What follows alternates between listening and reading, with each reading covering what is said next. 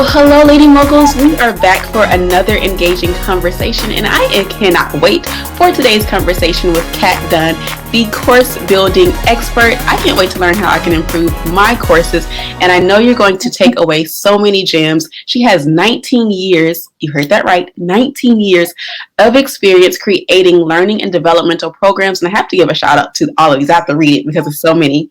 Walmart, Verizon Wireless, Ocean Spray, the IRS, and the United Way. So that is amazing in itself. And she has been featured on ABC, NBC, and CBS. So Kat, welcome. We are so excited to have you here today. Oh, thank you so much for having me, Avery. This is fantastic, and I cannot wait to talk to you and your Lady Moguls. Thank you. So I know I gave a little intro of you already, but please, for those who do not know, tell us a little bit more about yourself. How did you get involved in becoming the course building expert? Were you a teacher by heart, at trade when you first started, or did you just fall into it? Very good. Great question. So, and I know a great question when I hear it because my very first career was as a journalist. And so as a journalist, I learned how to ask the right questions to get the right answers. And lots of business owners out there are asking questions, but they're really not sure how to use the answers that they're getting in order to really teach their learners so that they, in a way that's going to take them to the next level. So I used my springboarded my career from a journalist into marketing and corporate training, and I got tired of doing all that. I wanted to actually get a life, get married, settle down, and I couldn't do that on the road and back and forth traveling the way I was. And so I decided to take up a career that was still in education, but allowed me the flexibility that I needed to actually make changes in my personal life. And so by becoming an instructional designer, it allowed me to stay home and get off the road and still make fantastic money. And so that's how I actually got into course building on the corporate side. And now I'm teaching entrepreneurs, coaches, authors, speakers, and content creators how to get that exact same time freedom that you can get in corporate America. Mm-hmm. That's amazing because so many of us do approach entrepreneurship with the vision of not becoming just another employee of our business, but to have that freedom and flexibility. So I'm so glad that you touched on that. Now, for those who are trying to pursue that through a course, what is one tip, or maybe what is one mistake that you see them encountering when you first have a client in that business? Yeah, so one of the things that I see a lot, Avery, is that people are just really unclear about which course they should be teaching first, right? So first, second, third, because here's the thing. If they're anything like me and, a woman of a particular age, then that means we have a lot of experience. So we can teach a lot, right? Maybe it's on leadership or social development or whatever it is, right? We have so much that we can offer. So a lot of times, the first question I get or the thing that gets people stuck is, which course do I build first? So yeah, that's pretty much the first question. Yeah. And I remember when I was first building the Profit Accelerator Academy. Now, this is embarrassing. It took me maybe 2 years to get the curriculum together. But I learned that after, it was my own personal battle, I guess. But after I got over that hump, it became easier and easier to create a course. And now, even when I create new presentations, it takes me just a day. So I think if people just get over that initial hump, it might be a little bit easier than they think. Do you find that as well in your clients? Like once they get over that path, it gets better with time. I do find that, and nothing to be ashamed of, or it taking you 2 years. I'm just glad that you actually got it done, so that you can get your brilliance out there into the world. Now, now of course there are lots and lots of shortcuts to get it done in maybe 2 months instead of 2 years, but that's okay. I'm just glad. I'm glad that you did it. But yeah, absolutely. So once you know the process and you have the system, the beautiful thing about this, Avery, is that you can just recreate this over and over and over again in your business. So whether you start with one course or your third course, it's the same systematic approach that's going to allow you to get that content out quickly and easily in a way that's going to be instructionally sound, which is really important because a lot of people are putting out courses that nobody can learn from. And that's one of my biggest pet peeves, right? It's that, people are taking courses that really don't make any sense or don't make a lot of sense or start out making sense but don't end up making sense. Either way, what happens is the learners end up shortchanged and feeling disappointed. And I feel even worse is that they end up feeling like it's them, like they are the reason that they're not able to fully succeed, when honestly, I audit a lot of courses. I'm sorry, trying to turn my phone off. I audit a lot of courses, and when I audit them, I find that it's not the learner a lot of times. A lot of times it's the course itself. It's not set up in a way where the learner is really going to be successful. And that's the biggest tragedy I find. And because people get discouraged and they end up sort of just abandoning what they wanted to do and thinking that it's them when it's not them at all in a lot of cases. That's very true. I remember one of my clients said that she felt burned too as well because of all the courses, and then I guess her previous coach was not giving her the full details, holding back something, but making her dependent on her. So it doesn't really help the client in the long run. If you're always continuing to become the expert in your field and studying, then you can give away so much and still add value later, maybe upsell them. So what would be one thing that someone can implement today to maybe give that value? I kind of already know the answer, but I want to hear your perspective on it, to give that value, and then also maybe just to push themselves forward if they've been on the fence for 2 years. Yeah, not a problem. So you want to start out, I always say, start out teaching someone, right? Teach someone something, right? And learn something. Teach someone something and learn something. So if you're just getting started, there's no shortage of people that you can actually just start teaching to, and start doing that on social media. Get on Facebook, LinkedIn, Instagram, wherever your audience is, and just start adding value to people and getting in the habit of teaching. And when I say teaching, I mean of going deep inside of your own expertise and bringing it forth and sharing it with people. Just the act of doing that alone is going to empower you and strengthen your message, strengthen your voice, and strengthen the content that you'll ultimately share with other people, and really just kind of get used to doing that.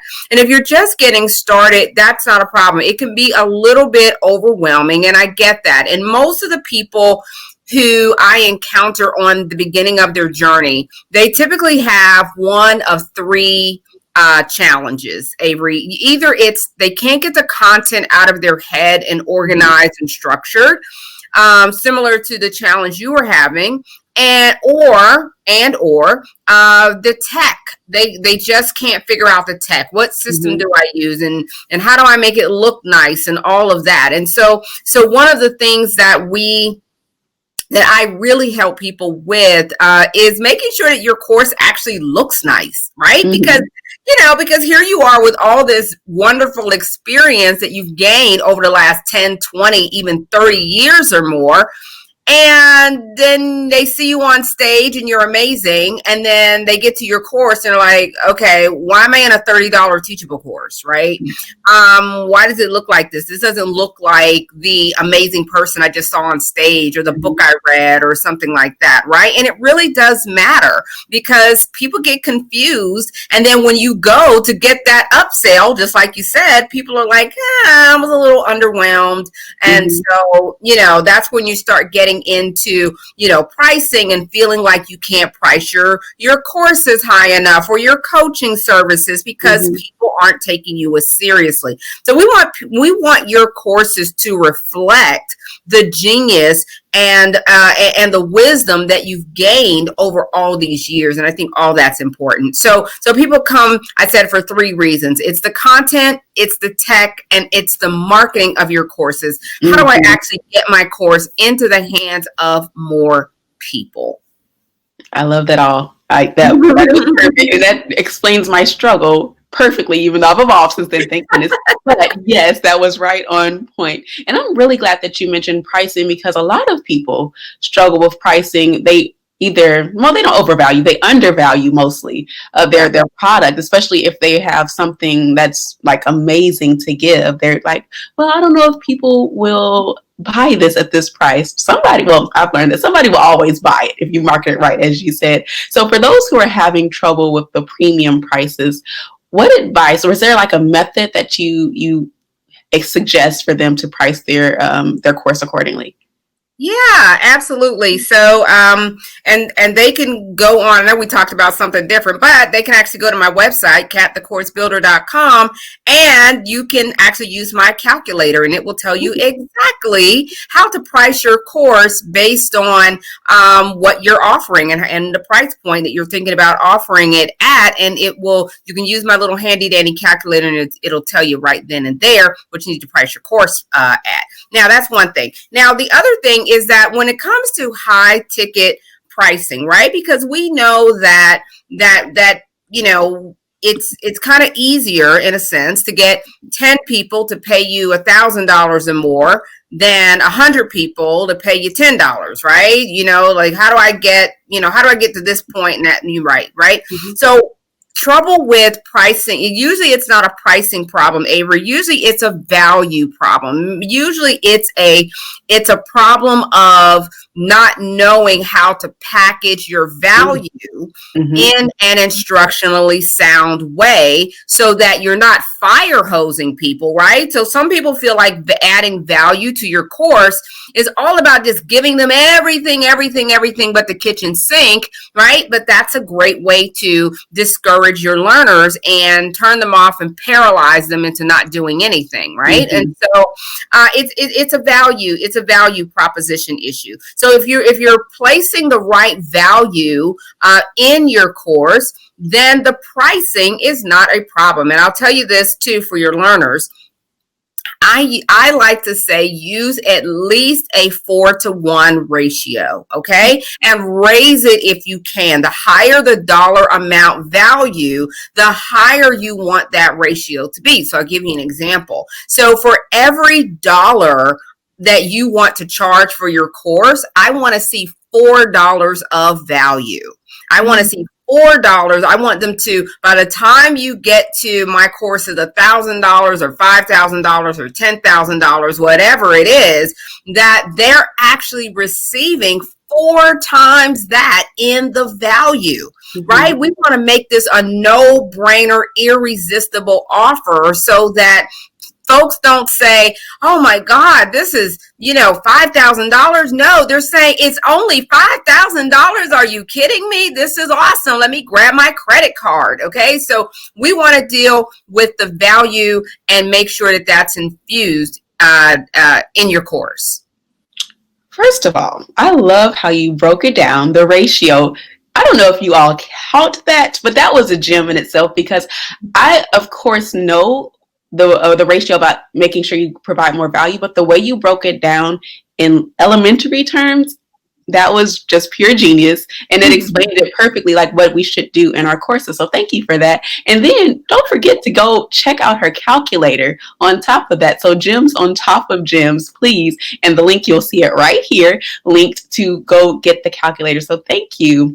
Now, transitioning just a little bit, talking more about your personal accomplishments to date, what would you say is your greatest accomplishment in business? You know what? I have to take you back to a time when you probably weren't even born yet. This was back in the 1990s. And in the 1990s, I was at Grady Hospital here in Atlanta, Georgia. And I was doing work for them in their marketing department at the time. And we were building courses for parents of children who were there at the Children's Hospital, Hughes Spalding Children's Hospital. We were creating courses for them to understand how to access resources for their children who were sick there. And as part of that, that was an amazing experience. Number one, just being able to interact with the kids and the parents, and I was able to institute something that they're no longer doing it today because of COVID and all that stuff. But we instituted a birthday party, which was an interactive live way to actually teach the content that we had in the courses. And so we were able to actually do it live and had all kinds of sponsors and media. We had all kinds of celebrities come through, Usher Raymond and TLC and lots of all the other Atlanta music mogul royalty. And so that was just a beautiful way of thinking outside the box with how you're teaching and bringing in all of those hybrid ways to get your learners' attention and engage them with live as well as online courses. So I would have to say my work at Hughes Spalding Children's Hospital here in Atlanta. And it's so funny that you said to think out the box, because I was thinking the exact same thing. This teaches us that we should think outside the box, because everyone does the traditional modules and course, but what can make your course different from the next? And again, we echoed so many times the value. So that was just an amazing experience. I saw it dancing in my head, all the pictures of your experience. Now, for those who are just going through a hard time during COVID, what lesson would you give them right now? Or what would you tell Kat, who is just emerging as an entrepreneur? I would say, above all things, don't give up. This too shall pass. Mm-hmm. And when it does, you want to be one of the folks who didn't give up. Be prepared. And when I say be prepared, I mean, make sure that if you've decided to start your business, that you surround yourself with the right people and resources that are going to support you throughout that journey. And it will get tough, and it is tough now. But if you give yourself a tunnel vision for your future and continue to walk down that tunnel, don't look back, because the light in front of you is going to get bigger, and whatever you left behind you is going to get smaller if you keep walking forward. So if you want that thing that you're walking away from to get smaller and smaller, and your vision to get bigger and bigger and become a reality, you have to keep walking. Surround yourself. Get the tools that you need, get the support that you need, and don't stop, because the world is changing. And when this too shall pass, you want to be in position to help as many people as possible, and while you are changing your own life. I feel like we need to have a whole nother segment on brand positioning. You opened up another door here. Yes. Thank you for sharing that wisdom, because all of that is very true. Just keep walking. You never know who might need your services and exactly what you have to offer. And if you just stop and turn back, you never know what lives you could have touched. Absolutely. Now, Kat, tell us, what is next for you? And then, of course, you can plug in your services and anything that might be any upcoming projects that you're working on. Sure. So to this point, we have been really privileged to help so many coaches and experts and entrepreneurs to build amazing courses for the consumer market, right? For your mom who's a stay-at-home mom, for your mechanic who's trying to learn how to be a baker, and all kinds of folks, right? And we still do that, right? That's really our bread and butter. But we also have launched a C-suite, which I'm super excited about, which is our front-facing corporate services. And so if you are looking at launching a course to businesses, you can do that in our C-suite, or if you're looking at launching courses to educational institutions, we can help you with that as well. So now we have full services. We have a full service course building agency, but it also now includes business to consumer level courses, business to business level courses, and business to education level courses. And so we are super, super excited about that.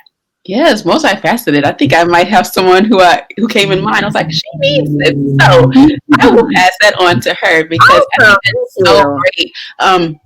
You hear about the B2B model, but not necessarily like, not necessarily B2B, but maybe just the small business, but it feels like you're reaching higher, like corporate. And then you said education. So I think that's so important to bring just other industries in there. So multifaceted agency, check out her services. Again, the link will be right here for you to do. So are there any final words that you wish to share with our audience? It's been such an amazing conversation. So many takeaways and good reminders.